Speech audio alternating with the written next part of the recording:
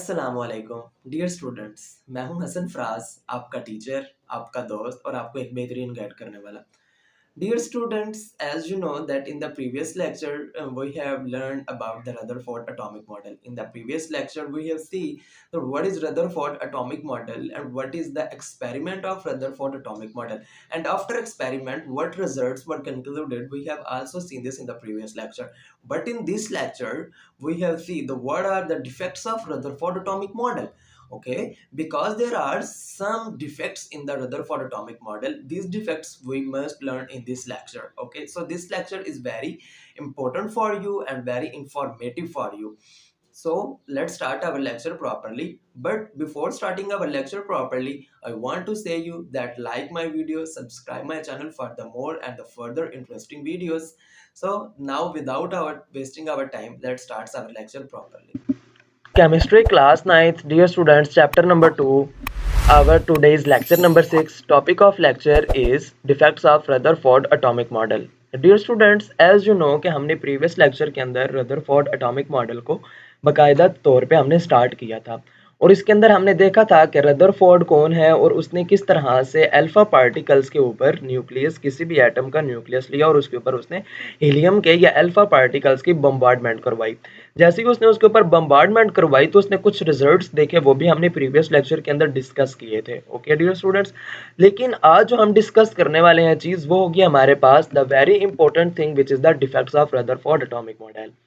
Although Rutherford experiment proved that the plum pudding model of the atom was not correct, yet it has following defects. जैसा कि हम जानते हैं कि plum pudding model को जो है उन्होंने गलत साबित किया था रदरफोर्ड ने इस चीज़ को बयान करते हुए, क्योंकि इसने बताया था इसके रिजल्ट से कुछ इस तरह से निकले थे एक्सपेरिमेंट के कि उसको रॉन्ग साबित होना पड़ा। ओके डियर स्टूडेंट्स, किस तरह से? फॉर एग्जांपल एक हमारे पास एटम है, उसके सेंटर के अंदर हमारे पास न्यूक्लियस प्रेजेंट होता है। अब न्यूक्लियस के ऊपर जैसे कोई आके हमारे पास जैसे रेडिएशन लगी तो कुछ पार्टिकल्स जो थे वो हमारे पास फेली हाई एंगल के ऊपर जाके उन्होंने क्या कर दिया, रिफ्लेक्ट कर दिया, कुछ उसको बाउंस बैक हो गया वापस आ गए और कुछ स्ट्रेट उसके अंदर से पास थ्रू हो गए। तो इन चीजों को मद्देनजर रखते हुए, इन ऑब्जर्वेशंस को देखते हुए उसने कुछ रिजल्ट्स निकाले थे जो हमने प्रीवियस लेक्चर के अंदर डिस्कस किए हैं। तो आज हम इसके क्या करेंगे, कुछ ना कुछ डिफेक्ट्स भी थे हमारे पास रदरफोर्ड एटॉमिक मॉडल के, तो आज हम उन डिफेक्ट्स को देखने वाले हैं और इसको सीक्रेट्स हम देखने वाले हैं। The first one is according to the classical theory of radiation. जो क्लासिकल थ्योरी हमारे पास रेडिएशंस की, उसके मुताबिक electron being the charge particle should release और emit energy continuously and should ultimately fall in the nucleus. जो कि हमारे पास क्लासिकल थ्योरी है रेडिएशन के, हमारे पास दो थ्योरीज हैं, क्लासिकल थ्योरीज आती है और क्वांटम थ्योरी आती है।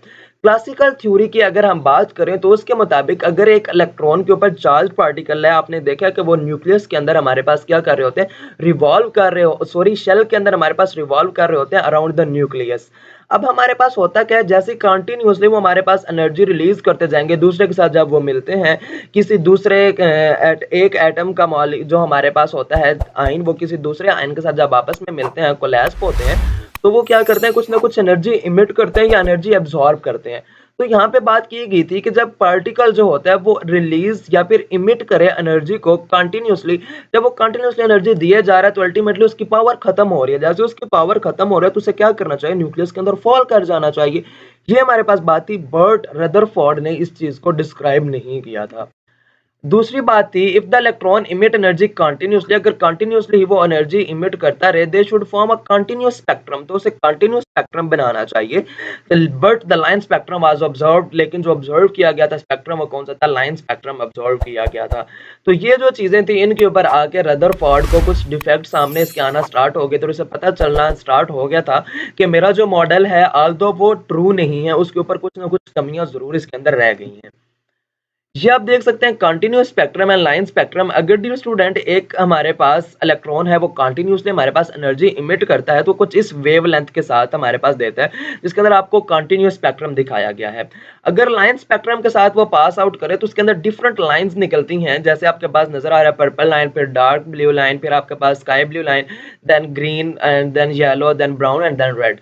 इस तरह से हमारे पास जितनी पेनिट्रेशन एनर्जी होती है उसकी, जितनी फ्रीक्वेंसी होती है उसकी, इस लिहाज से उस कलर की हमारे पास लाइंस निकलती हैं इसके अंदर से। होना क्या चाहिए था, कंटिन्यूअस स्पेक्ट्रम को देखना जाना था, लेकिन हमारे पास कौन सा स्पेक्ट्रम हमें पता चल रहा था, लाइन स्पेक्ट्रम हमें नजर आ रहा था। ये दो जो हमारे पास डिफेक्ट्स थे ये हमारे पास बेसिकली रदरफोर्ड एटॉमिक मॉडल से हमें मिले थे। बाकी बातें, although the scientist has objection on the atomic model presented by the Rutherford, yet it cultivated through provoking ideas among them. They initiated the quiz to answer of the following questions. अब ये जो कुछ question नीचे आपके सामने अभी describe होंगे, इसका आंसर रदरफोर्ड एटॉमिक मॉडल नहीं दे रहा था। इस वजह से क्या किया गया था, रदरफोर्ड एटॉमिक मॉडल को रिजेक्ट कर दिया गया था और इसकी जगह पे एक न्यू मॉडल आया था जो कि हम नेक्स्ट लेक्चर के अंदर स्टडी करेंगे। How can the atom collapse or why are atoms stable? Basically बात है कि एटम्स होते हैं वो आपस में कोलैप्स क्यों करते हैं, दूसरा साथ मिलते क्यों हैं, एक दूसरे के साथ क्यों टकरा जाते हैं, और दूसरा क्वेश्चन था कि एटम स्टेबल किस तरह से होता है और क्यों होता है स्टेबल हमारे पास। इसका आंसर नहीं किया था उसने। Why does an atom give line spectrum? एक एटम्स होता है वो लाइन स्पेक्ट्रम हमारे पास हमें क्यों दे रहा होता है। And third one is scientists considered there must be an other model of atom. It indicated Rutherford model was not perfect. तो साइंटिस्ट थे उन्होंने इस चीज को पता लगा लिया था कि जो हमारे पास एक और मॉडल आना चाहिए, ऑल्दो ये जो रदरफोर्ड एटॉमिक मॉडल है ये हमारे पास ट्रू नहीं है क्योंकि इसके अंदर कुछ ना कुछ डिफेक्ट्स थे और ये इन क्वेश्चन का आंसर नहीं कर रहा था।